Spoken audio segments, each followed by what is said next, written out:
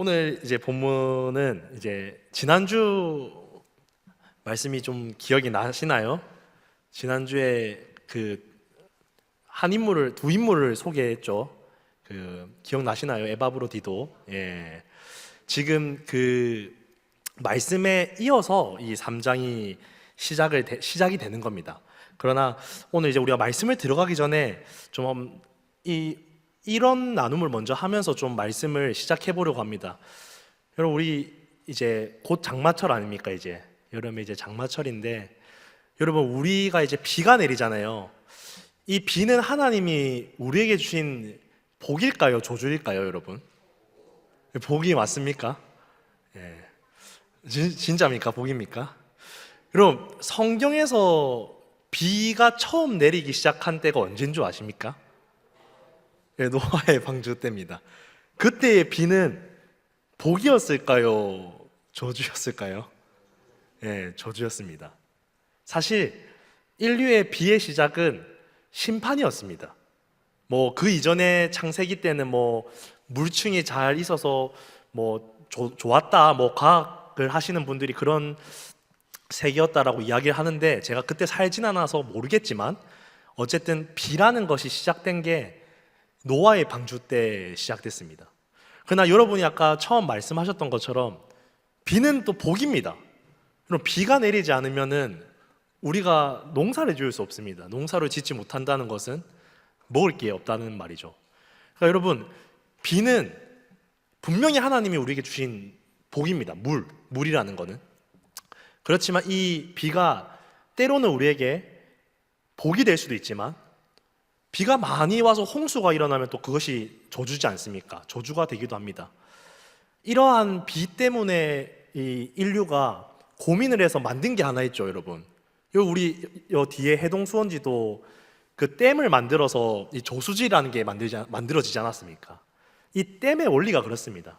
댐이 이 고대부터 만들어지게 된 이유가 이 가뭄을 예방하고 또 홍수를 피할 수 있는 지혜가 바로 댐입니다. 댐. 이 댐을 설치함으로써 이제 비가 안 온다 그러면은 모아뒀던 이 저수지의 물을 방류하죠. 근데 비가 너무 많이 온다 그럼 이 방류량을 조절을 해서 홍수가 나지 않도록 하는 것이 바로 이 댐의 원리입니다. 여러분, 근데 이 오늘 본문 말씀이 이 바울이 말하는 것이 이 구약의 유대인들에게도 하나님이 주신 복이 분명히 있었습니다. 이 구약 이스라엘 백성들이 받은 복이 무엇일까요?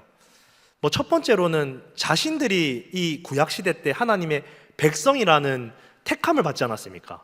그 당시만 해도 이방인들은 하나님을 알지 못했습니다. 하나님이 그들에게 자신을 잘 드러내시지 않았습니다. 물론 특별히 이렇게 혜택을 받았던 이방인들도 있지만, 사실 이스라엘 백성들이 이 택함을 받았단 말이에요. 이 택함 받은 백성이라는 거. 두 번째로 이들에게 복이 뭘까요? 율법을 받았습니다. 율법. 하나님의 말씀을 맡은 자들이죠. 율법을 맡았고, 그들은 또 할례를 받음으로 통해서 언약의 표징을 받았던 자들입니다. 그리고 그들은 뭐 성막, 이제 뭐 예루살렘에서는 성전에서 지성소를 통해서 하나님의 임재를 경험할 수 있는 이 특권을 받았던 민족이 바로 유대인이었습니다. 그러나 오늘 본문에서 말하는 이 바울이 말하는 것이 마치 이런 겁니다. 분명히 축복인데 그 축복이 이 유대인들에게 어느 순간 저주가 되었다는 겁니다. 이것이 이 댐의 원리랑 같은 것 같아요, 여러분. 댐이 있음으로 통해서 이 비가 축복이 될 수도 있고, 이 댐 안에 있는 물은 생명이지 않습니까? 비가 많이 올 때는 우리를 물로부터 지키는 생명이고, 우리가 가뭄이 왔을 때는 이 물을 방류함으로써 우리를 마시게 하고 먹이는 댐입니다. 마찬가지로 바울이 오늘 이야기하는 것이 이겁니다.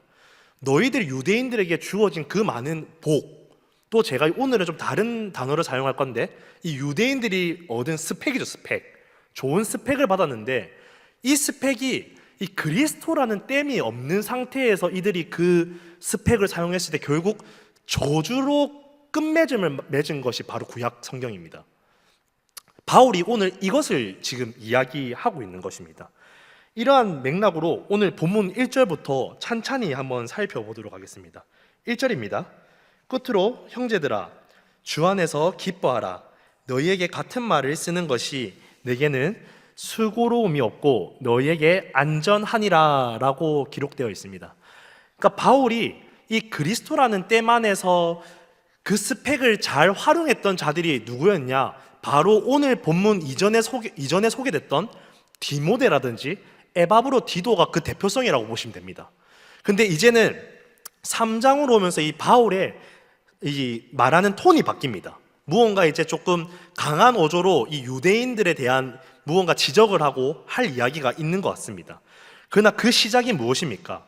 끝으로 나의 형제들아 주 안에서 기뻐하라 라고 시작을 합니다. 근데 이 기뻐하라라는 말을 이 바울이 뭐 수고로움이 없다고 하지 않습니까? 이 말이 무슨 말이냐면은 내가 너희들에게 주 안에서 기뻐하라는 말을 수십 번 수백 번 해도 난 수고롭지 않다는 말입니다. 그 정도로 이 말이 무슨 말입니까? 중요하다는 말이죠. 주 안에서 기뻐하라라고 합니다. 이 기쁨은 뭐 분명히 우리가 세상과는 조금 다른 기쁨이라는 것은 알고 있습니다. 구별된 기쁨이겠죠. 그러나 그 기쁨이 무엇인지를 우리가 밑에 유대인들의 상태를 보고 한번 또 이야기해 보도록 하겠습니다. 그리고 난 뒤에 2절에서 이 바울이 이렇게 말합니다. 개들을 삼가고 행악하는 자들을 삼가고 몸을 상해하는 일을 삼가라 라고 말합니다. 이게 무슨 말이냐면요, 이 말을 이해하기 위해서는 이 유대인들의 정통을 그 사회, 고대 사회를 들어가 봐야 됩니다. 이 유대인들은 이 개를 혐오했다고 합니다. 이 개, 진짜 개라는 동물을 혐오했는데 이 혐오하는 개만큼 개 취급을 했던 그 인간들이, 사람들이 누구였냐면은 바로 이방인들이었습니다. 이방인들이기도 하고 뭐 세리, 뭐 창녀 이런 자들에게 이 개로 여겼다고 합니다.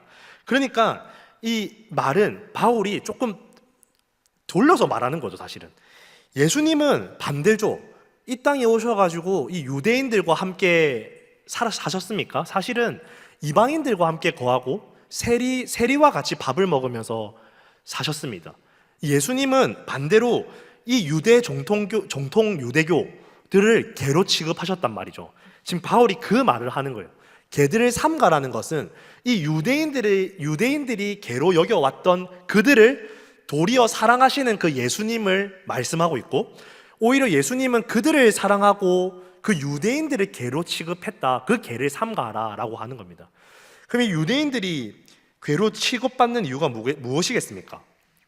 하나님의 율법은 있었지만 아까 그리스도의 땜이라고 했죠. 바로 이 말은 하나님이 율법을 줬지만 하나님이 없는 것처럼 살았기 때문입니다. 그러니까 성령과 사실 동행하지 않았던 거죠. 하나님과 함께하지 않았다는 사람들, 그런 사람들을 지칭하는 게 지금 개들을 삼가라 라는 말의 의미라고 생각하시면 됩니다. 두 번째로는 행악하는 자들을 삼가고라고 합니다. 이 행악하는 자들은 누구냐? 똑같습니다. 유대인들이 바라보는 행악한 자들은 어떤 자였냐면요, 유대인들은 율법을 받은 자지 않습니까?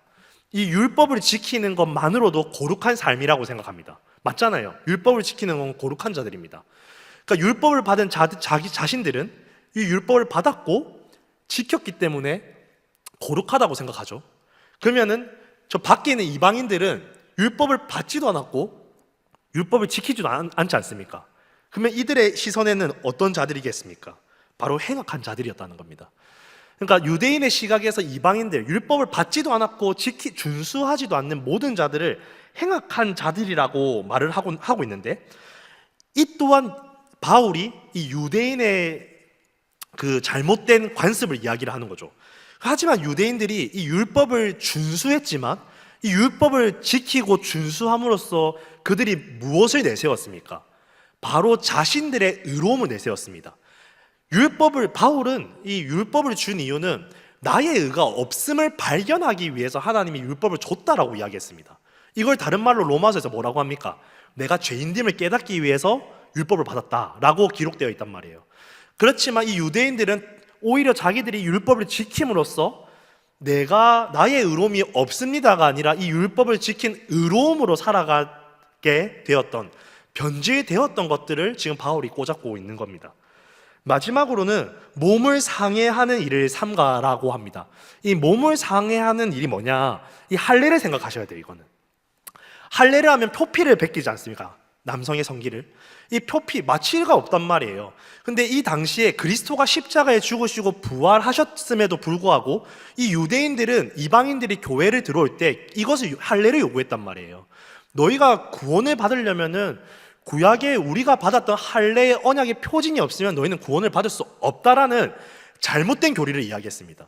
그것은 예수님이 오기 전의 이야기죠. 또한 할례의 의미는 표피를 베끼는 의미가 아니죠. 사실은 이 할례의 의미는 그런 마음의 할례를 맺으라고 말합니다. 그러니까 이 유대인들은 이것을 통해서 이 교회 안에 들어오고 있는 많은 이방인들에게 자신들의 전통을 강요했단 말이에요. 할례를 받지 않으면은 이렇게 몸을 상해하는 일을 하지 않으면은 들어올 수 없다라고 말했단 말이에요. 이것을 바울이 이 유대인의 세 가지를 돌려서 꼬집으면서 이것을 삼가하라, 피하라라고 하고 있습니다. 그렇다면 이 세 가지는 유대인들에게 무엇일까요? 지금 이 세 가지를 유대인들이 이렇게까지 이방인들에게 비난하고 차별을 뒀던 이유는 무엇일까요? 바로 이 세 가지를 지키고 준수하고 자신들이 택함받은 모든 것이 자신들의 자랑거리였고 오늘 1절에서 말하는 자신들의 기쁨이었다는 겁니다. 이 기쁨의 동기가 뭐냐? 스펙이죠, 스펙. 여러분 스펙 아시죠? 우리 회사 취업하거나 좋은 직장 가려면 스펙이 좋아야 되잖아요. 이런 개념으로 오늘 말씀을 보시면 조금 이해가 쉽습니다. 이 유대인들에게는 지금 이 세 가지가 스펙이었단 말이에요. 하나님께 택함받았던 선민의식이었죠. 택함받았기 때문에 이방인을 괴로 취급했단 말이에요. 스펙입니다. 무슨 스펙입니까? 지금으로 따지면 재벌집 자녀로 태어난 거예요. 그냥 이스라엘은 그게 스펙이 돼 있단 말이에요. 유대인들이 지금 막 할례를 받게 하고 강요하고 내가 뿌리 깊은 가문과 전통을 이제 족보도 없는 사람들에게 강요하고 이 모든 게 스펙입니다. 이 유대인의 스펙이 결국에는 자신들의 자랑거리가 되었고 그 스펙을 만들고 지키는 것이 기쁨이 되었기 때문에 이것이 바울은 이 세 가지가 참 기쁨이 될 수 없다라는 것을 지금 2절에서 말하고 있는 겁니다. 그리고 나서 3절에 바울이 이렇게 말하는 거예요. 하나님의 성령으로 봉사하며 그리스도 예수로 자랑하고 육체로 신뢰하지 아니하는 우리가 곧 할례파라라고 말합니다. 그러니까 뭐 쉽게 말해서 이 말이죠. 그게 아니라 우리가 봉사를 해도 성령으로 봉사해야 되고 우리가 나의 스펙을 자랑하는 게 아니라 예수를 자랑해야 되고 내 육체를 신뢰하지 않으면 내 육체, 말 그대로 내 건강, 경제력, 여러 가지 이 땅에서 내가 가지고 있는 것들 있지 않습니까?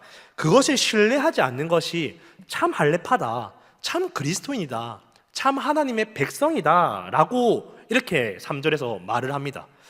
이 말을 하면서 바울은 4절부터 6절까지 자신이 이 말을 하는 근거를 듭니다. 이 근거가 뭐냐?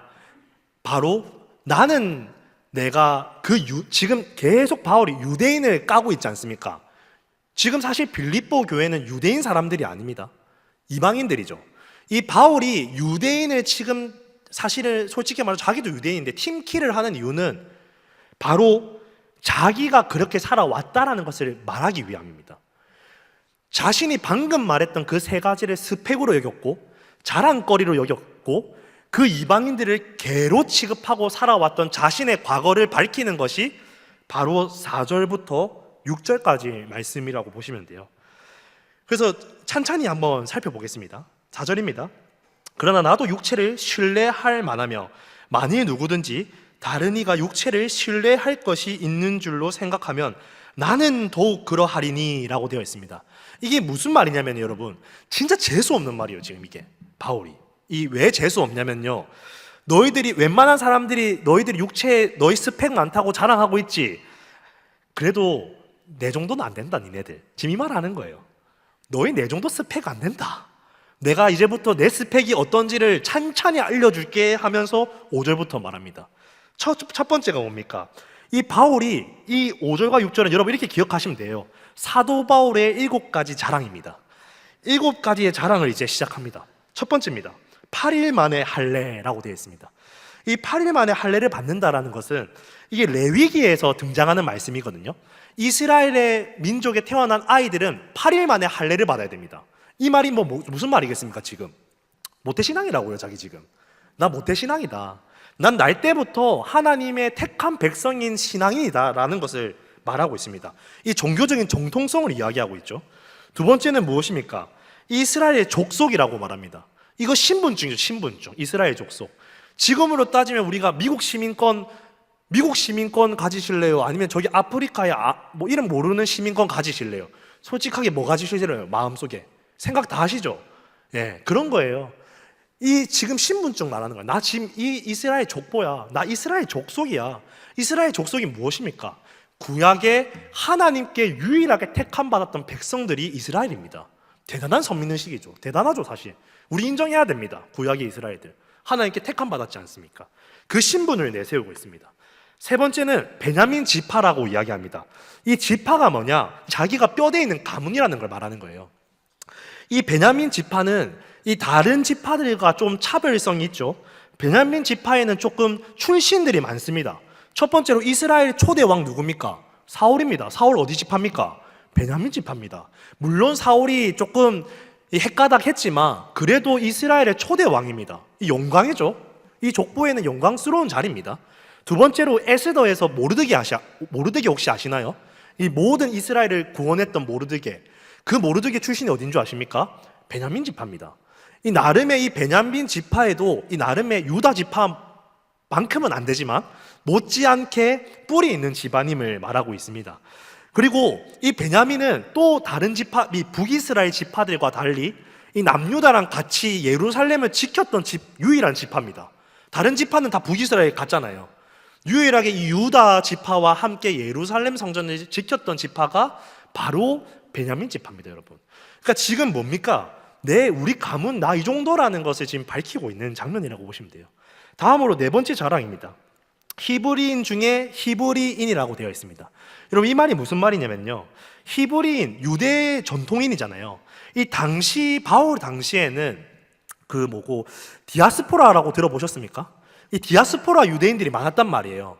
여러분 우리 오늘날에도 한국인이지만 외국에서 태어난 한국인들이 있지 않습니까? 그들이 한국어 잘합니까? 잘 못하죠. 영어 많이 쓰잖아요. 지금 그 말 하는 거예요. 그러니까 디아스포라들은 지금이야 우리 전 세계 공용어가 영어지 않습니까? 영어. 근데 이 당시에는 헬라어였습니다. 헬라어. 근데 유대인들이 대부분 히브리어를 잘 못했다고 합니다. 히브리어와 아람어가 원래 유대인의 언어였거든요. 근데 자기 모국어는 못하는데 헬라어를 많이 했던 유대인들이 있었단 말이에요. 근데 자기는 히브리인 중에 히브리인이라는 말은 무슨 말이겠습니까? 나는 헬라어도 하지만 나는 히브리어도 하고 아람어도 한다. 엄청난 자랑이죠. 여러분 히브리어랑 아람어를 한다는 것이 당시에 얼마나 대단한 일인 줄 아십니까? 히브리어랑 아람어를 한다는 것은 이 율법을 내가 스스로 읽을 수 있다는 겁니다. 왜냐하면 그 당시에 성경은 율법, 이게 모세오경 같은 경우에는 이 언어였단 말이에요. 그러니까 엄청난 자랑을 하는 거예요. 나 지금 3개국어 한다. 지금 이 말 하는 거예요. 지금 얘가 바울 선생님이 그런 말을 하고 있습니다. 다섯 번째로는 이제 율법으로는 바리새인이라고 합니다. 이 무슨 말입니까? 학벌입니다. 학벌. 이 바리새파라고 예전 이 시대 말도 바리새파라고 있습니다. 여러분 오해하시면 안 돼요.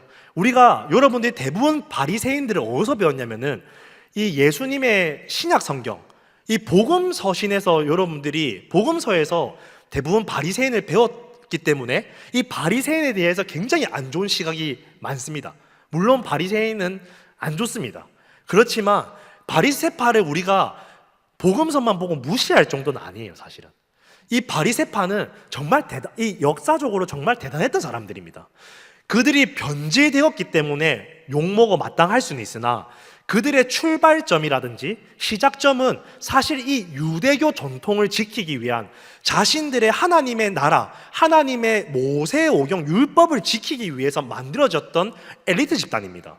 그래서 철저하게 자기들은 율법을 읽고 지키고 준수하면서 살아왔고, 그들이 그 디아스포라로 유대인들이 흩어지지 않았습니까? 이들이 가서 했던 일이 뭐냐면 회당을 지었습니다. 회당을 왜 지었냐? 계속해서 이 율법을 전수하기 위함입니다. 이 하나님의 말씀을 전수하기 위해서 회당을 짓고 가르치는 일을 했던 사람들이 이런 사람들이었습니다. 대단했던 인물이죠. 그러니까 지금 바울이 나는 율법으로는 이 바리새인이다. 나는 하버드대 출신 중에서도 이 하버드대의 정신을 지키는 엘리트 집단이다라는 걸 말하고 있습니다. 그리고 여섯 번째는 뭡니까? 열심히 교회를 박해했다고 합니다. 이 말도 우리가 이 언어 자체가 교회를 박해했다고 하니까 좀 부정적으로 들리지만 잘 보십시오. 그 당시에 유대인들에게 이 교회, 기독교, 그리스도인들의 집단은 이단이었습니다. 갑자기 메시아가 왔다고 하고 하나님의 율법이 완성되었다 하고 이방인들이 세례를 받고 구원을 받는다라는 이 말이 이들에게는 엄청 충격이었겠죠. 그러니까 이 교회, 이 이단들을 통해서 이 바울과 같은 이 유대인들이 무엇을 수호하려고 했겠습니까? 하나님의 율법을 수호하고 성전을 수호하기 위함입니다.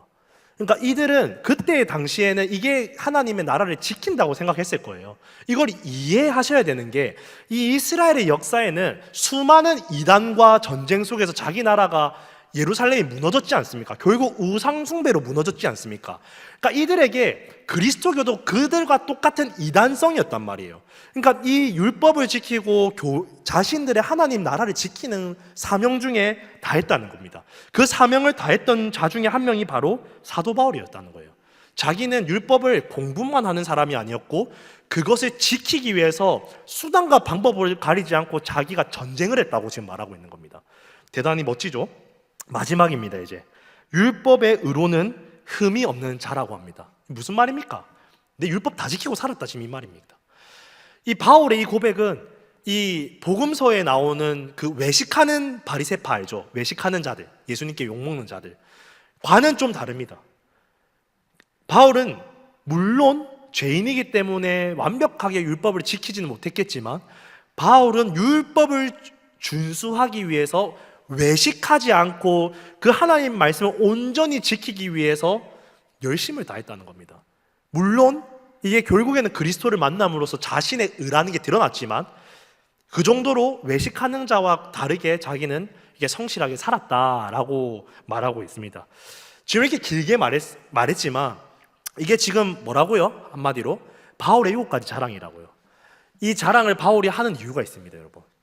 지금 이 여러분에게 유대인처럼 율법 준수하고 뭐 바리새파 나오고 이게 지금 시대의 스펙은 되지 않지 않습니까, 여러분?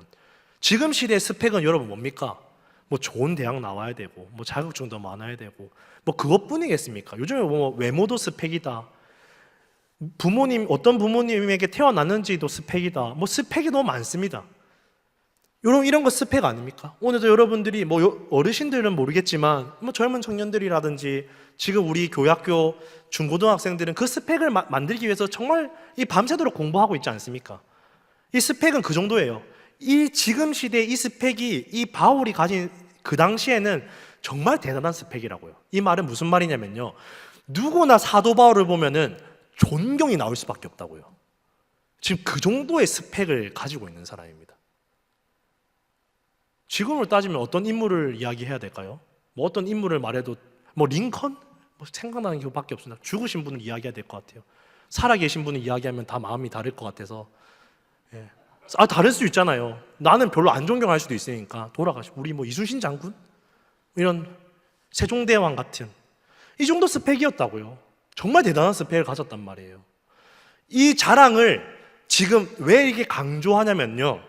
이제부터 본격적으로 바울이 하고 싶은 말을 합니다. 7절입니다. 그러나 무엇이든지 내게 유익하던 것을 내가 그리스도를 위하여 다 해로 여길 뿐더러라고 갑자기 말합니다.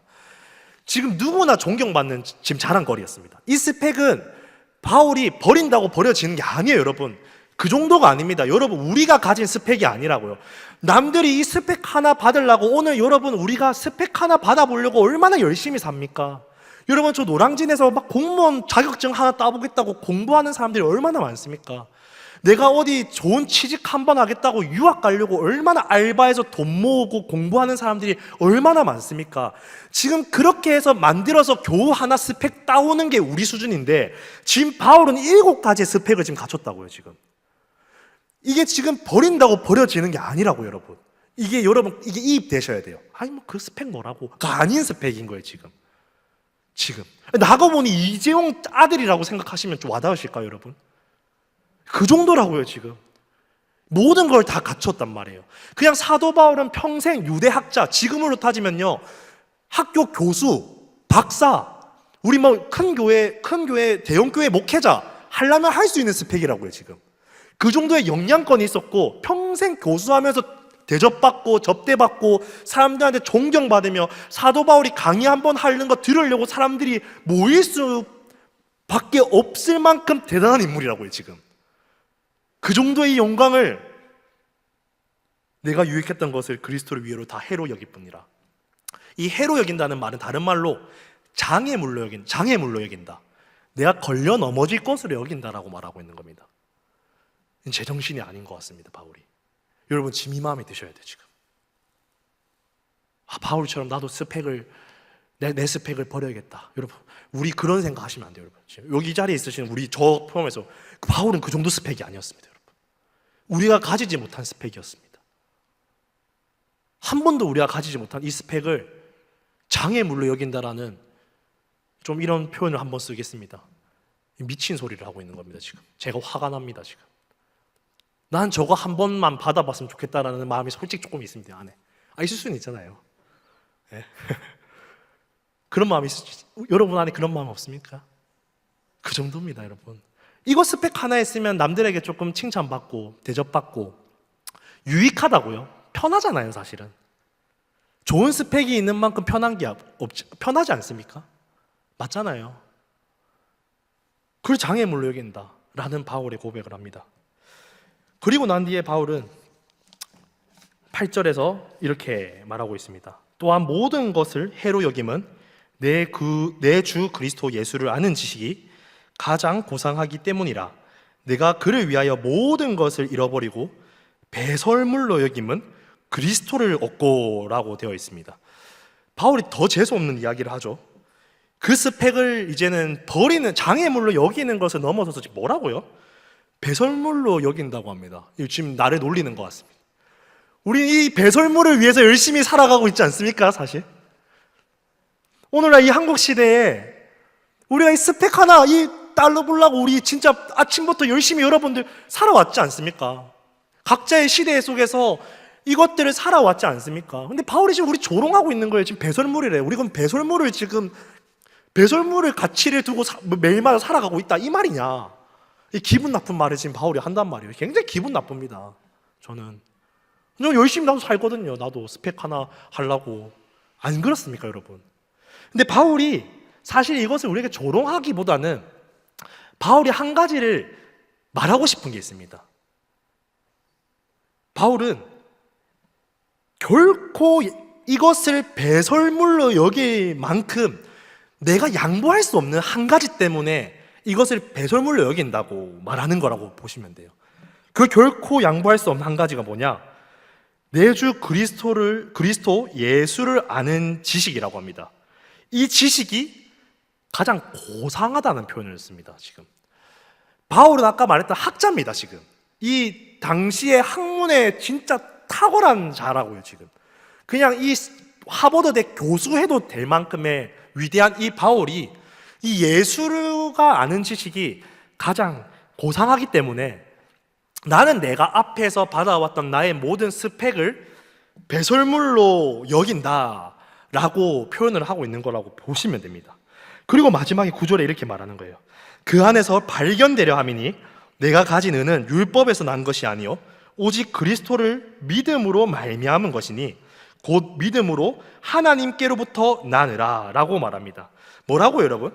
이 예수를 얻고 그 안에서 무언가 발견되었는데 이 그 안에서 무언가 발견된 의가 율법에서 난 건 아닌데 오직 그리스도를 믿음으로 말미암아서 난 하나님의 의를 발견했다라는 말을 합니다. 이 학자 출신 아니랄까봐 진짜 어렵게 이야기하죠. 진짜 못 알아듣게 이야기하고 있잖아요, 지금 바울이. 여러분, 지금 바울이 말하고자 하는 바는 이런 겁니다, 여러분. 바울은 자신의 스펙이 유익하지 않다라는 말을 하는 것이 아닙니다, 여러분. 이 말을 자칫 오해해서 오늘날 크리스찬들이 이 땅에 살아가는 가운데 하나님, 우리가 학창시절에 공부할 사람은 공부해야 되고, 자신들이 뭐 자격증이라든지 스펙이라든지 성실하게 만들어야 됩니다, 여러분. 이 말을, 바울의 말을 자칫 오해해서 스펙 만들지 말아야겠다. 나는 오늘부터 가장 고상한 지식은 예수 그리스도니까 집에서 성경 유튜브만 틀고 있어야겠다라고 하면 안 됩니다, 여러분. 전제가 시작이 다릅니다. 사도 바울은 아까 뭐라고요? 이미 스펙을 다 가진 자라고요. 우리는 이 스펙을 가진 자입니까? 안 가진 자입니까? 안 가졌죠? 그러니까 가져보시기 바랍니다, 여러분. 제발. 제가 왜 이 말을 하냐면요, 이렇게 오해한다고요, 오해. 게을러 버린단 말이에요, 이 말을. 이 말씀을 가지고 와서 내가 예수 안에 있고 교회에서 말씀만 보고 기도만 하고 영적인 것만 하고 있으면 돼 라고 생각하시면 안 됩니다. 여기 젊은 분들이 많으신데 아무도 대답을 안 하십니다. 이제 지긋하게 나이 드신 이제 한 70세, 내가 80세 넘으신 분들은 그러셔도 됩니다. 그분들 이외에는 스펙 만드십시오, 계속. 이왕이면 나이가 드셨어도 내 육체가 건강하시다면 스펙을 만드십시오. 중요한 건 뭐냐면요, 그리스도 안에서입니다. 바울이 계속 말하는 게 그리스도 안에서입니다. 스펙이 잘못된 게 아니에요. 자신은 이 스펙이 장애물이라고 합니다. 왜 장애물이었냐? 그리스도를 아는 지식의 방해됨을 말하고 있는 겁니다. 나쁜 게 아니죠. 오늘날 크리스찬들이 실력이 있어야 돼요. 스펙을 가지고 복음을 전해야 됩니다. 너무 중요합니다. 이것을 바울이 무시하고자 하는 말이 아니에요. 그래서 배설물로 여긴다는 말이 아닙니다. 바울이 말하는 이 배설물로 여긴다는 말은 바로 그 안에서, 그리스도의 안에서 발견되어진 어떤 의 때문입니다. 근데 이 의는 율법에서 난 것이 아니라고 합니다. 이 율법에서 난 것이 아니라는 말을 조금 쉽게 여러분들에게 풀어주면은, 내가 아무리 열심히 한다고 만들 수 있는 스펙이 아니라는 겁니다. 이걸 스펙으로 설명하면은, 이 의를 우리가 공부를 하든지 어쨌든 자격증을 따든지 내가 하버드 우리가 생명이 영원하다 생각하면은 공부를 좀 제가 못하더라도 한 200년 정도 공부하면 하버드 가지 않을까요? 언젠가는, 만약 오래 산다고 하면은. 솔직히 말해서 그러니까 뭐든지 열심히 하면은 그 전에 죽어서 문제지 이룰 수 있다고요. 근데 이 스펙은 내가 1000년 동안 열심히 공부하고 한다고 해서 이룰 수 있는 의라는 겁니까? 아니라는 겁니까? 아니라는 말을 하는 거예요. 그래서 율법에서 나는 의가 아니라는 이렇게 어려운 용어를 쓰고 있는 겁니다, 바울이 지금. 내 열심으로 할 수 있는 의가 아니다. 이거는 그리스도 안에서 발견되어지는 오직 예수를 믿는 믿음으로 말미암았는데, 여기서부터 하나님의 난 의가 발견되어졌고, 이 의가 발견되어진 바울은 그때부터 자신이 가진 스펙이 배설물로 보이기 시작했다는 겁니다. 내가 배설물로 봐야지, 내가 배설물로 여겨야지, 오늘부터 나는 고상한 예수의 지식을 공부하고 살아야지 해서 이 배설물로 여기는 것이 아니라, 그 의가 나에게 주어짐을 통해서 더 이상 유익이 아니야, 배설물이 아니야 라는 고백을 하고 있다는 거예요. 이게 전혀 다른 이야기라고요, 여러분. 오늘 우리가 이거 잘못 해석해서 자꾸 우리가 율법주의, 경건주의, 교회에서 자꾸 말씀 읽어야 됩니다, 여러분. 성경 좀 많이 읽으셨으면 좋겠어요. 청년분들도 성경을 좀 많이 읽으셨으면 좋겠어요. 요나도 모르시는 분들도 있더라고요. 모태신앙인데, 청년들 중에서. 심각합니다, 여러분. 성경 공부하셔야 됩니다. 공부하셔야 돼요. 그렇지만 이 스펙이, 이 바울이 배설물로 여겼던 이유는 내게 발견된 어떤 의 때문입니다. 이 하나님의 의. 이겁니다, 여러분. 오늘의 비밀은 여러분 이겁니다. 그럼 과연 이게 뭘까요, 진짜? 이게 뭘까요, 여러분? 바울이 뭘 받길래? 여러분 혹시 나는 이 땅의 모든 스펙이 배설물로 여겨진다고 생각하시는 분 있나요? 마음으로 손드시기 바랍니다. 그런 분이 있다면은, 저는 없다고 생각하지 않습니다. 그런 분이 있다면은 저는 아마 이 후반부에 바울이 말하는 삶을 살고 있는 분이 줄 믿습니다. 바로 바울이 10절과 11절부터 이제 의미심장한 이야기를 합니다. 10절입니다. 내가 그리스도와 그 부활의 권능과 그 고난의 참여함을 알고자 하여 그의 죽으심을 본받아. 11절입니다. 어떻게 해서든지 죽은 자 가운데서 부활에 이르려 하노니 라고 되어 있습니다. 그러니까 바울이 내가 그리스도 안에서 이 그리스도가 하신 부활의 권능을 믿는다는 겁니다. 여러분, 이 당시만 해도 예수 그리스도를 믿음으로 통해서 우리가 육체가 부활된다는 것은 되게 논란거리였습니다. 이 당시 때. 이 성경에 자세히 보시면은 이 바리새파들은 부활을 좀 믿었지만 이 사두개인들 아시죠? 성경에는 사두개인들도 부활을 안 믿었습니다. 그러니까 부활이라는 이 것들이 대단한 믿음이었단 말이에요. 죽은 뒤에 부활이 있다는 거. 근데 이 바울은 그리스도의 부활의 권능을 믿었고, 믿은 것을 넘어서서 이 바울은 그 부활의 권능을 자신이 경험하기를 갈망했던 것으로 보입니다. 그래서 그는 뭘 했냐면요, 그 고난에 참여함을 알고자 하여 그의 죽으심을 본받아라고 합니다. 이게 지금 무슨 말이냐면요, 예수님이 부활을 하셨던 방법이 무엇입니까? 부활하려면 뭐가 있어야 되죠, 여러분? 죽음. 그러니까 어디서요, 여러분? 십자가 딱 생각하셔야 돼요. 십자가입니다. 그리스도의 예수님이 이 땅에서 십자가의 죽음이 있었기 때문에 하나님이 성부 하나님의 약속으로 부활하셨습니다. 맞죠? 우리 이거 매번 고백하잖아요, 주일마다. 여러분, 부활한단 말이에요. 이 부활을 자신이 그 고난, 그리스도의 십자가의 고난에 참여한다라는 말은, 이 참여함이 제가 계속 말했죠, 코이노니아입니다. 사귐, 교제한다는 말입니다. 지금 무슨 말이냐는 거예요, 갑자기 바울이. 여러분, 여기서도 우리가 오해하지 말아야 될 지점들이 있습니다. 예수님의 십자가를 통해서 이루신 것은 우리의 죄와 사망의 권세를 해결하셨죠. 이제 우린 더 이상 죄와 사망의 권세에 정죄받지 않습니다. 이것은 누구의 십자가만이 가능하십니까? 예수님입니다. 이건 단번에 끊어낸 십자가입니다. 바울이 말하는 이 고난, 십자가에 참여하면 이 십자가를 말하는 건 아니에요. 이 십자가는 이제는 예수가 해결하신 일에 참여함으로써 이미 이루어지신 그 고난에 참여함을 통해서 자신이 이제 그리스도를 닮아가고 그 부활의 신비를 자기가 경험하고자 한다는 겁니다. 근데 되게 어렵죠, 여러분. 여러분, 이거는 저의 한계일 수도 있지만, 여러분, 이건 여러분 신앙에서 경험되어져야 되는 겁니다. 여러분의 삶 가운데 육체적인 죽음의 부활뿐만 아니라, 여러분, 이 땅에서 우리의 영적인 부활이 분명히 있습니다. 여러분, 이 영적인 부활이 계속 일어나야 됩니다, 우리 안에. 지금 이 바울이 깊은 이야기를 지금 하고 있는 거예요, 지금.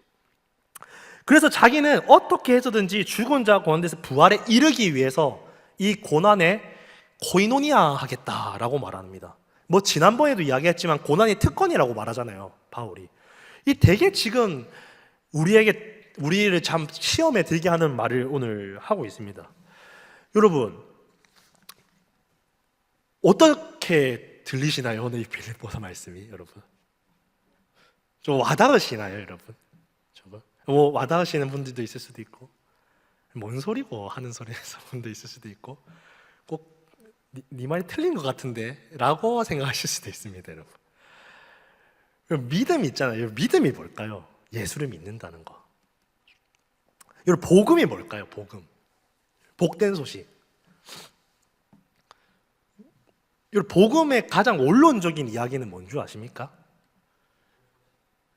기쁜 소식인데, 우리의 그 기쁜 소식이 이제 구체적으로 무엇이냐는 거죠. 여러분, 무슨 소리 들으시면 기쁘세요?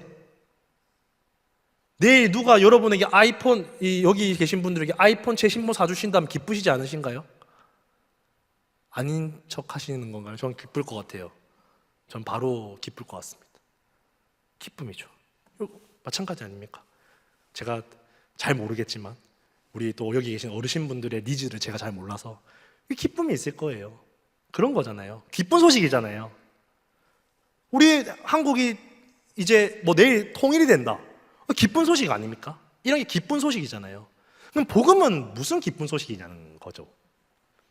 여러분, 이게 흔들리면 안 돼요. 지금 우리가 오늘 이 우리 한국 교회에서 이 굉장히 원론적인 이야기를 참 많이 안 하는 시대입니다. 요즘에는 오늘날 교회가 되게 정서적이고 지금 당장에 내 삶에 와닿는 이야기들을 참 많이 하는 시대인 것 같아요. 필요합니다. 물론 복음은 이 원론적인 이야기만 하는 건 아니기 때문이죠. 근데 우리에게 복된 소식은 뭔지 아세요? 혹시 맞추시는 분, 제가 우리 초등 1부 애들한테도 매번 하는데 제 카페에서 진짜 맛있는 거 다 사드릴게요. 1층 카페에서. 혹시 맞춰보실 분 있나요? 예. 아시는데 고백 안 하는 거죠. 여러분, 우리에게 와닿지 않을 수 있는데 우리의 가장 기쁜 소식은 딱 하나입니다. 예수님이 다시 오신다는 거. 마라나타입니다. 여러분, 이게 복음인 거 아세요? 예수님은 다시 오십니다. 분명히 오십니다. 우리의 선배들이 아직 다시 오실 예수님을 보지 못했고 육체의 죽음은 있었으나 그 다시 오실 예수님이 오셨을 때에 그 과거에 예수를 믿고 분투했던 모든 우리의 선배들이 부활할 겁니다. 육과 영혼이 다 부활하여서 장차 이 땅에 이루어질 그 하나님 나라에서 영광을 함께 참여하게 될 겁니다. 그게 코이노니아입니다. 바울은 그 기쁨과 소망을 투자하는 겁니다. 무엇으로요? 그리스도의 고난에 참여함을 통해서 투자하는 겁니다. 오늘 여러분 어디에 투자를 많이 하시고 계시나요? 여러분이 오늘 살아가는 가운데 많은 스펙을 만들기 위해 분투하실 겁니다. 아까 말씀드렸던 것처럼 성실히 하십시오. 스펙을 만드십시오. 열심을 다하십시오. 하지만 여러분의 가장 우선순위가 무엇이 되어야 되는 줄 아십니까? 그리스도 안에서입니다. 서론에서 제가 말씀드렸던 것처럼 댐이 없는 댐이 없는 비는 홍수의 심판이 될 수도 있고 댐이 없는 비는 가뭄이 왔을 때에 우리가 먹을 것이 없어질 수도 있습니다. 여러분, 오늘 이겁니다. 여러분, 우리가 그리스도 안에 거하지 않은 이 땅의 스펙은요, 나를 목마르게 한다는 거 아세요? 대표적으로 여러분 솔로몬 아닙니까? 솔로몬 다 아시죠? 이 인류 중에 가장 많은 부귀와 영광과 권력과 모든 것을 다 경험했던 인물이 솔로몬입니다. 그의 대표적인 저서 뭡니까? 전도서입니다. 헛되고 헛되다. 해 아래 모든 것은 헛되다. 우리는 그만큼 살아보지 못했기 때문에 사실 솔로몬처럼 헛됨을 잘 모를 수는 있습니다. 가져본 적이 없잖아요, 우리는. 그래서 갈망하죠. 목말라 합니다. 그것을 성취하고자 하는 욕망이 있습니다. 근데 오늘 바울도 그렇고요, 솔로몬도 그렇고요, 해 아래 모든 것은 헛되다고 말합니다. 왜일까요? 그리스도 안에라는 그 댐이 없는 상태의 그 빗물, 하나님의 축복을 이 땅에 돈을 부어주든 내 공부 실력을 부어주든 내 모든 빗물 같은 복을 부어줘도 이 그리스도의 댐에 그릇이 없으면요, 저주가 된다고 해요. 저주가. 그렇다면 우리는 이렇게 한번 해석해 볼 수 있지 않겠습니까, 여러분? 우리가 바울만큼 솔로몬처럼 그 스펙을 갖추지 못하게 하시는 그 하나님, 여러분 인생 가운데 매번 왜 내 뜻대로 이 스펙을 주지 않으시는 그 하나님, 뭔가 내 인생을 방해하시는 그 하나님,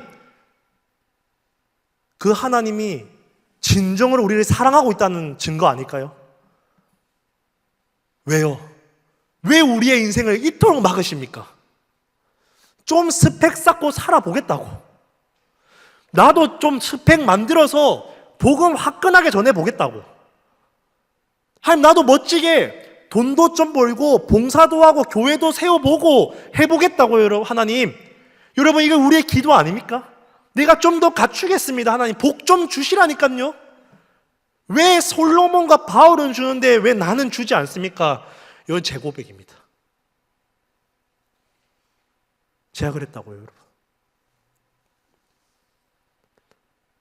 근데 하나님이 우리의 환경 속에 그 비참함을 통해서 주지 않게 방해하신 이유는 제가 아직 마음으로는 다 와닿지 않습니다. 솔직히 말해서. 머리는 좀 알겠습니다. 우리를 보호하심이구나. 오늘도 우리는 그 스펙이 있으면 내 목마름이 채워지고 내 가뭄이 사라지고 내 홍수의 심판이 사라질 거라고 믿고 그 세상의 것들을 쫓아 살아가지만 하나님은 우리에게 그것을 방해함을 통해서 계속해서 이것을 말씀하고 있구나. 그리스도의 댐을 만들어라. 이 그리스도의 댐을 만들 수 있는 유일한 방법은 무엇인지 아십니까, 여러분? 고난입니다. 고난밖에 없습니다. 그 분투, 예수 안에서 내 의로움이 깨어질 때에, 그리스도 안에서 나의 오름이 깨어지고 내 의가 깨어지고 내 생각이 깨어지고 내 판단이 깨어지고 내 경험이 깨어졌을 때에, 그 그리스도 안에서 이 바울이 말하는 것처럼 하나님의 의만 남는 상태, 그때의 바울은 이 땅의 모든 스펙이 배설물로 여겨진다고 말합니다. 저는 그것을 갈망하고 싶습니다. 아직 제가 이 땅의 모든 스펙이 배설물로 여겨지는 상태인지는 모르겠습니다. 저는 상태여야 할 필요는 없죠. 중요한 건 오늘도 이 말씀을 주시는 그 성령님이 우리에게, 나와 여러분에게 주시는 도전이 있을 줄 믿습니다. 우리는 육체의 스펙이 아니라 재림의 예수가 참 소망인 줄 믿으시고 있고, 앞으로도 더 깊이 믿어질 줄 믿습니다. 여러분, 이게 바울이 갔던 걸음걸이 아닐까요, 여러분? 사도 바울의 신앙이, 여러분, 그렇지 않을까요, 여러분? 이 시간 우리 함께 찬양을 했으면 좋겠어요, 여러분. 바울은 이 땅의 모든 스펙을 다 가졌어요. 좀 재수 없지만 사실 좀 부럽기도 합니다. 부러울 수 있죠. 그렇지만 바울은 그 스펙이 내가 예수를 아는 지식에 방해물이 된다라는 고백을 하고 있고, 내가 그 하나님의 의가 발견되고 나서 그것이 배설물처럼 여겨진다고 말하고 있습니다. 여러분, 이 말씀이 오늘 우리 안에 막 은혜가 넘치고 막 와닿지 않아도 됩니다. 여러분, 우리가 때로는 교회 안에서 내 정서와 나의 말씀에 은혜가 되고 삶에 뭔가 이게 우리의 감정과 이게 넘치는 은혜가, 기쁨이 올라올 때가 있잖아요. 예배를 하면요, 그게 필요합니다. 근데 이 빌립보서 강해는 그렇지 않은 것 같아요. 아까 우리 찬송가 때 했었던 것 같은데, 보이지 않는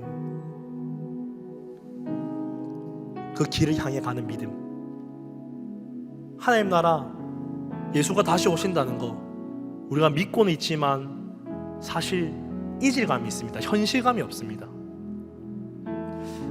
근데 여러분, 복음은 되게 단순합니다. 예수님은 다시 오십니다.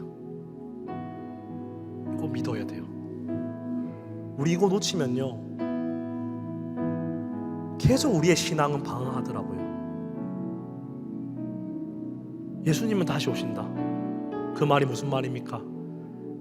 예수님이 오시는 날에 우리의 슬픔과 우리의 상처, 우리의 고난의 이 문제가 다 끝난다는 겁니다. 그럼 예수가 다시 오시기 전까지는 우리는 늘 뭘 해야 된다고요? 또 슬픔을 봐야 되고, 또 비참함을 봐야 되고, 또 예수의 의로 내가 신앙생활을 하고 있는 줄 알았는데 또 내 의로움으로 하고 있었다는 것을 발견하는 겁니다.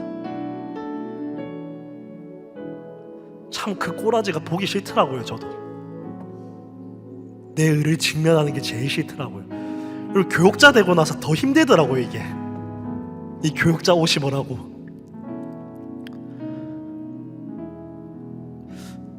그런 것 같습니다. 여러분, 이 시간 깊어진 삶을 주께 드린다는 그 찬양을 함께 했으면 좋겠어요. 마커스 찬양인데 죄송합니다, 어르신들. 매번 좀 새로운 찬양을 해서 죄송한데 가사가 조금 이 말씀과 연결되어져서요, 좀 바울이 말하고 싶은 게 이게 아닐까 싶습니다. 그냥 깊어진 삶을 살아가는 거, 그냥 그 슬픔과 고통을 살아가는 거, 그리스도의 댐 안에서 살아가는 건 좀 있습니다. 우리 시간 함께 이 말씀을 생각하면서 찬양했으면 좋겠습니다. 은혜로 날 보듬으시고 사랑으로 품어주셔도, 사랑으로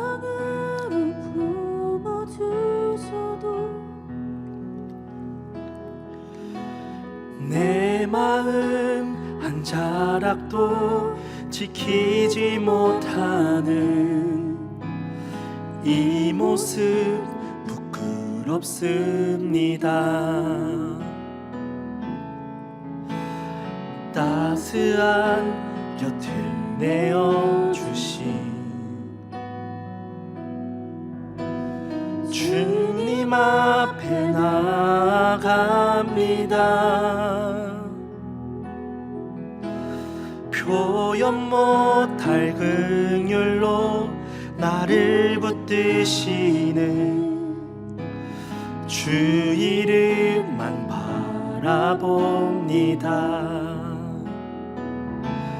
매일 마주한 슬픔을 견뎌나가며 주 예수의 마음을 닮아 가네. 두려운 걸음마다 주가 동행하니 주지하며 오늘을 건네. 주의 신실한 소망을 깊이 담으며 주 예수의 풍요를 채워 가네. 하나님의 자녀로 명예 지켜가며 깊어진 삶을 주께 드리네.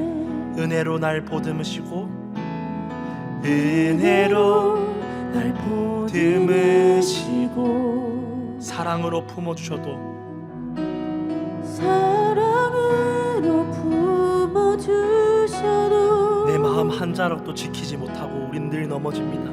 내 마음 한 자락도 지키지 못하는 이 모습 부끄럽습니다. 따스한 곁을 내어주신 따스한 곁을 내어주신 주님 앞에 이 부끄러움 들고 나왔습니다. 주님 앞에 나아갑니다. 표현 못할 긍휼로 표현 못할 긍휼로 나를 붙드시는 주 이름만 바라보겠습니다. 주 이름만 바라봅니다. 매일 마주한 슬픔을 견뎌나가며 매일 마주한 슬픔을 견뎌나가며 주 예수의 마음을 닮아 가네.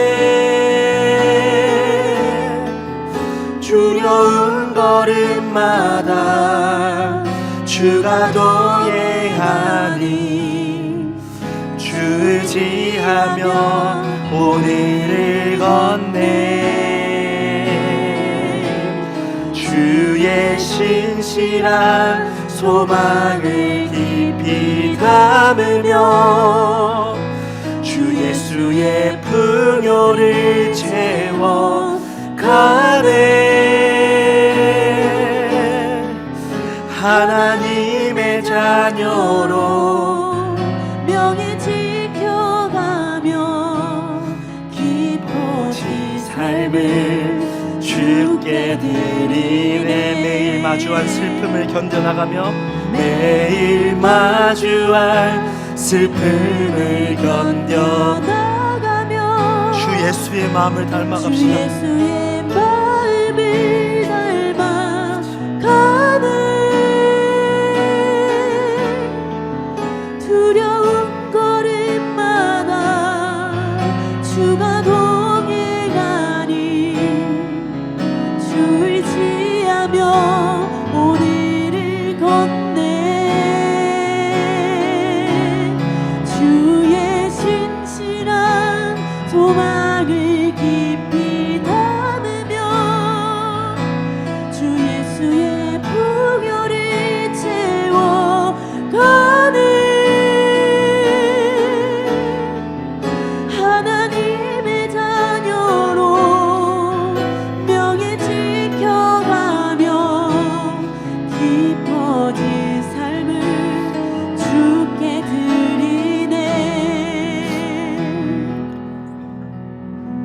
주의 자녀로 여러분들도 명예 지키며 살아가는데 잘 안 되시죠? 저만 그런 거 아니죠?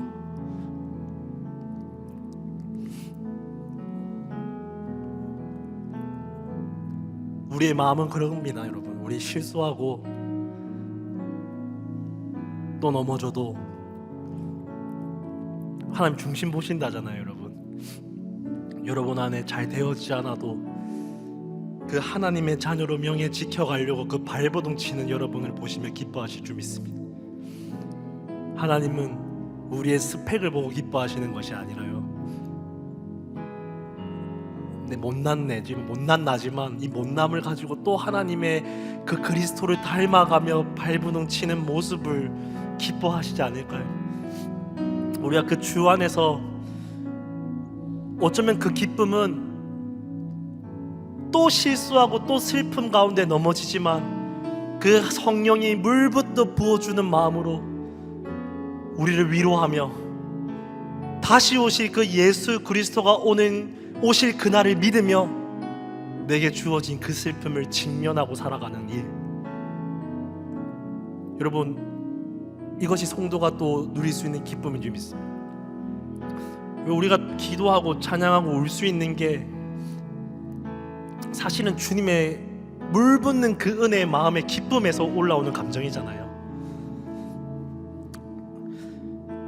이 시간 우리 시선이라는 찬양 마지막으로 함께 고백하고 마쳤으면 좋겠습니다.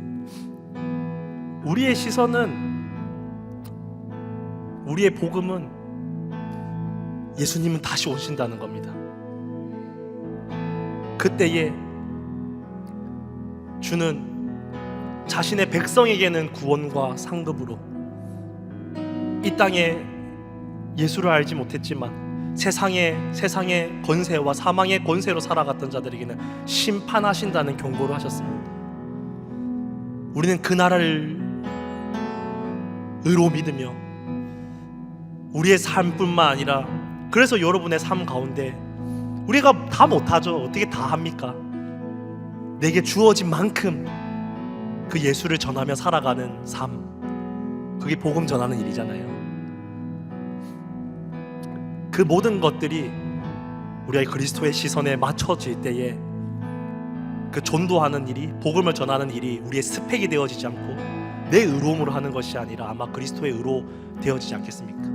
그래서 우리 마지막으로 이 가사를 고백하며 다시 우리의 삶의 모든 영역을 그리스도께 시선을 맞추는 이 시간 되기를 소망드립니다. 내게로부터 눈을 들어, 내게로부터 눈을 들어 주를 보기 시작할 때 주의 일을 보겠네. 내 작은 마음 돌이키사 하늘에 꿈꾸게 하네. 주님을 볼 때, 내게로부터 눈을 들어 주를 보기 시작할 때, 내게로부터 눈을 들어 주를 보기 시작할 때 주의 일을 보겠네. 내 작은 마음 돌이키사 하늘에 꿈꾸게 하네. 주님을 볼 때 모든 시선을 주님께 드리고 살아계신 하나님을 느낄 때 내 삶은 주의 역사가 되고 하나님이 일하기 시작한 모든 시선을 주님께 드리고 살아계신 하나님을 느낄 때, 살아계신 하나님을 느낄 때 내 삶은 주의 역사가 되고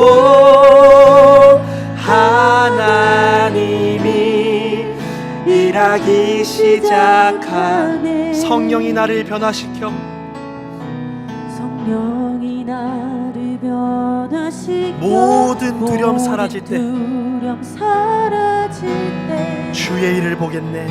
주의 일을 보겠네. 황폐한 땅 한가운데서 황폐한 땅 한가운데서 주님 마음 알게 되리. 주님 마음 알게 되리. 주님을 볼 때 주님을 볼 때 우리 다시 한 번 더 2절 가사로 고백합시다. 성령님이 우리를 변화시키실 겁니다. 성령이 나를 변화시켜 모든 두려움 사라질 때 주의 일을 보게 됩니다. 주의 일을 보겠네. 황폐한 땅 한가운데서 황폐한 땅 한가운데서 우리 주님의 마음을 알게 됩니다. 주님 마음 알게 되리. 주님을 볼 때 주님을 볼 때 우리가 이 복음을 믿길 소망드립니다. 모든 시선을 주님께 드리고 전능하신 하나님을 느낄 때 전능하신 하나님을 느낄 때 세상은 주의 나라가 되고 하나님이 일하기 시작하네. 모든 시선을 주님께 드립시다. 모든 시선을 주님께 드리고 전능하신 하나님을 느낄 때 세상은 주의 나라가 됩니다. 세상은 주의 우리의 힘과 능력으로 할 수 없습니다. 되고 오직 주님의 능력으로 가능합니다. 하나님이 주님의 열심으로 가능합니다. 일하기 시작하네. 모든 시선을 주님께 드릴 때 하나님은 이렇게 일하실 것입니다. 시선을 주님께 드리고 우리가 주님께 시선을 드리고 기도할 때 전능하신 하나님은 전능하신 하나님을 느낄 때 변할 것 같지 않은 이 세상을 변화시킵니다. 세상은 변할 것 같지 않은 나의 가정과 학교와 직장을 변화시키십니다. 변할 것 같지 않은 나의 본성을 변화시키십니다. 이것이 하나님이 하시는 일입니다. 일하기 시작하네. 모든 시선을 주님께 맞출 때 일어납니다. 모든 시선을 주님께 드리고 살아계신 하나님을 느낍시다. 살아계신 하나님을 느낄 내 삶은 주님의 역사가 됩니다. 내 삶은 주님의 고난의 코이노니아가 되어집니다. 역사가 주님의 되고 영광에 참여가 되어집니다. 하나님이 일하기 시작하네. 하나님, 오늘도 내게 주어진 그 고난에 허덕이며 살아가는 내 마음 한 자락도 어떻게 하지 못해서 넘어지는 나를 바라보는 그 비참함을 하고 있으나 다른 스펙으로 나의 비참함을 가리지 않고 이 부끄러움과 수치를 들고 주님 앞에 나왔습니다. 그리스도의 됨 앞에 나왔습니다. 주님의 말씀 앞에 나왔습니다.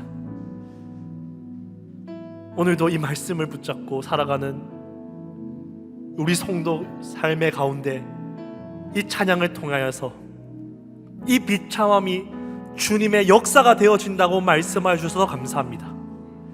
나의 작은 이 비참함이 그리스도의 고난에 코이노니아 한다라고 말씀하여 주셔서 감사합니다. 나의 이 슬픔과 비참함을 그리스도 안에서 살아가는 이 삶이 헛되지 않고 허망하지 않으며 장차 그리스도가 이 땅에 오시는 그날 하나님의 영광에 참여되어지는 그 역사가 된다라고 말씀하여 주셔서 감사합니다. 이것을 믿음으로 고백하오며 오늘 이 말씀을 붙잡고 또 우리의 삶 가운데 그 슬픔을 살아갈 때에 성령님, 이 말씀을 가지고 완전함을 이루어냄이 아니라 이루어낼 수는 없으나 그 완전함을 향하여 바울이 고백했던 것처럼, 표대를 향하여 나아갔던 그 바울처럼 우리가 포기하지 않고 이 신앙의 여정을 갈 수 있도록 성령님 우리의 모든 성도분들의 삶 가운데 함께하여 주시옵소서. 모든 것 주님께 맡겨드려오며 기도 올려드립니다. 감사드립니다. 예수님 이름으로 기도합니다. 아멘.